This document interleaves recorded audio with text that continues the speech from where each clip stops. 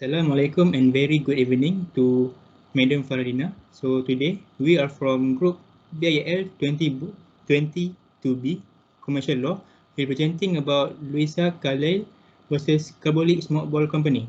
But first, our group members is represented by 4 members, which is first by me, Muhammad Airiel Hakeem bin Daud. My name is Muhammad Mofti. Hi, my name is Muhammad Syahmi bin Mafize. Hi, my name is Muhammad Naim bin Kamaruddin. Okay, then we will proceed to the first slide, which is introduction. For the introduction, in the late 80s, retailers frequently promoted their items as magical cures since there were no actual limitations on advertising, product, or trading standards. So one English firm, which is the Carbolic Smoke Ball Company, has created the Carbolic Smoke Ball, which is to keep consumers from getting influenza or other disease during the pandemic. The case Carlill versus Carbolic Smoke Ball Company, 1892, is an English contract law decision by the Court of Appeal, and it is frequently the first legal case studied by a law student in contract law. So proceed to the next presenter. So I will tell about the case facts. So for the court is held on Court of Appeal, which is in Civil Division. And the full case name is Louisa Carlill versus Carbolic Smoke Ball Company. The date decided on 8 December 1982. And there are 3 judges, which is the first one, Lord Justice Linley, Lord Justice Bowen, and Lord Justice A.L. Smith. So the defendant is the Carbolic Smoke Ball Company, and the company produced a product named the Smoke Ball. It advertised to be a treatment for influenza and a variety of other diseases during the 1889 to 1890 influenza pandemic, which killed an estimated 1 million people. The smoke ball was a rubber ball fitted with a tube, and the carbolic acid or phenol is put into the ball. The tube should be put into one of the nostrils, and the rubber ball's bottom portion was squeezed. The gas penetrates the respiratory tract and eliminates all viruses. So next slide. The plaintiff would be the Louisa Carlill. She bought one package, believing the advertisements claim about the smoke ball's usefulness in cases of curing the influenza, and used it 3 times a day from mid-November 1891 until the 17th of January 1892.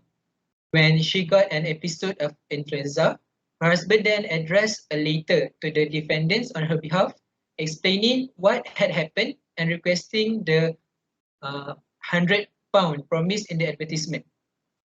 Then the Carbolic company declined, and Hawkins, a special jury, was summoned to hear the case. Both parties presented their arguments, and the result was ultimately in Miss Carlill's favor, and Carbolic Smoke Ball Company then filed an appeal. So next slide. So the advertisement on November 13, 1891, the company advertised their smoke ball product in the Pall Mall Gazette and other newspapers. So in the advertisement, it is stated as this: £100 reward will be paid by the Carbolic Smoke Ball Company to any person who contracts the increasing epidemic influenza colds or any disease caused by taking cold after having used the ball 3 times daily for 2 weeks. According to the printed directions supplied with each ball, £1,000 is deposited with the Alliance Bank, Regent Street, showing our sincerity in the matter. During the last epidemic of influenza, many thousand Carbolic smoke balls were sold as preventives against this disease, and in no ascertained case was the disease contracted by those using the Carbolic smoke ball.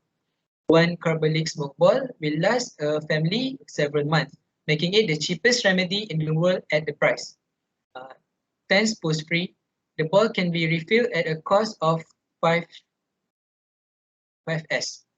And the address, Carbolic Mobile Company, 27 Prince Street, Hanover Square, London. So we'll be moving to the next slide. All right, so for this case, we have three issues. The first one will be, was there a binding contract between the parties? Next, did Mr. Carlill provide consideration in exchange for the £100 reward offered by the company?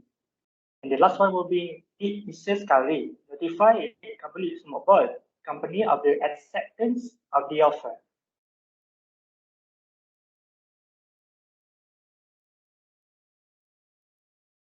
Okay, next slide is about the decision of the court.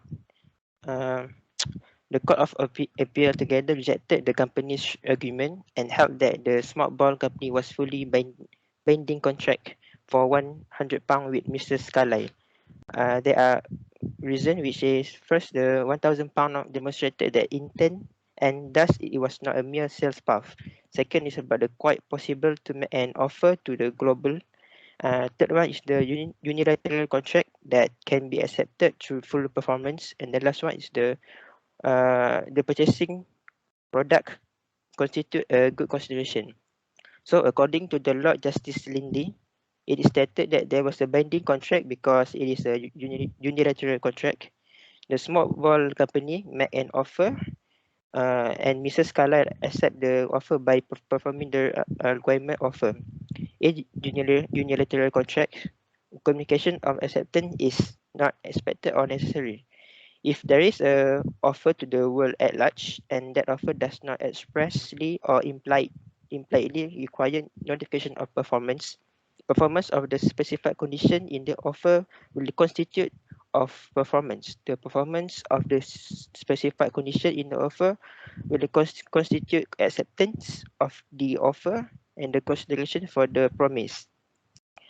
Furthermore, there are also a valid consideration where Mr. Carlyle accepted the offer and put herself to inconvenience at request of the defendant, while the small ball company received benefits from the sale by the advertisement. Sorry. In other words, performance of the specified In other words, performance of the specified condition constitutes consideration for the promise. Besides the issue about the advertisements, either it's a promise of path. Lord Justice Linley concluded that there was an express promise to pay £100 in certain events. Because of the statement that stated £1,000 is deposited with the Alliance Bank, showing our sincerity in the matter, it is actually a proof of sincerity to pay. Lastly, the issue about notification of acceptance. The notification of the acceptance need not precede the performance, which means this offer is a continuing offer. It was never revoked. When there is an offer to the world at large, acceptance is legally valid when the offeree communicates to the offerer notice of performance of the specified condition. This means that the acceptance is not legally valid when notification of the performance of the specified condition does not occur. Next slide. Alright. According to the Lord Justice Bowen, on the issue of the consideration, in this case, there had been a request to just involve in the offer. A person reading an advertisement applies the smart ball is enough to create the consideration, while the defendant receive benefits from the advertisement that can promote their sales. Moreover, Lord Justice Bowen also point out that the issue with the time limit of the contract, the judge concluded that according to the contract, the protection rented was to last during the epidemic. The plaintiff contracted this disease during the pandemic and met the contract holds. Next slide. Lastly, according to the Lord Justice Smith, the judges agree with the decision that have been stated by two judges early, which is from the Lord Justice Linley and the Lord Justice Bowen. So for the summary of the case, this case shows that the advertisement can be offered to the people. The case is authority for advertisement and are normally invitation to trade rather than offers. However, this turns on whether a reasonable person seeing the advertisement would think that the advertiser intended to be legally bound by anyone who act in accordance with the advertisement. In some cases, such as this one, Carlill, an advertisement can be an offer. Relevant factors include how vague the promise is, whether the language indicates that the advertiser is merely soliciting offers or seeking to negotiate, and whether the language provides any guarantee or indicates seriousness and sincerity. An offer can be made to the world at large. These are known as unilateral offers. Unilateral offers are accepted by performing as the offer demands. There is usually no need for the offeree to notify the offerer that he is performing. This is an exception to the rule that the acceptance of an offer must be communicated to the offerer. It is justified by the fact that terms and language of the offer normally waive the need of the communication. Based on the case, it has been concluded that the newspaper advertisement can sometimes result in contract. During a flu pandemic in 1892, Mrs. Elizabeth Carlill, a writer and a wife of a lawyer, bought the defendant's Carbolic smoke ball, which claimed to be prevent the flu. An advertisement placed by the company promised to pay $100 to anyone who used the ball, but still got the flu. The company claimed it had put aside money for the payments it needed. Mrs. Carlill used the ball, then caught the flu, but the company refused to pay her the $100, claiming that the pledge was only an advertising puff. Mrs. Carlill sued and she won. The court ruled that since money had been put aside to reimburse customers, this suggested that the company wanted its customer to treat the claim and handle offer as serious. All right, that's all from us. Thank you.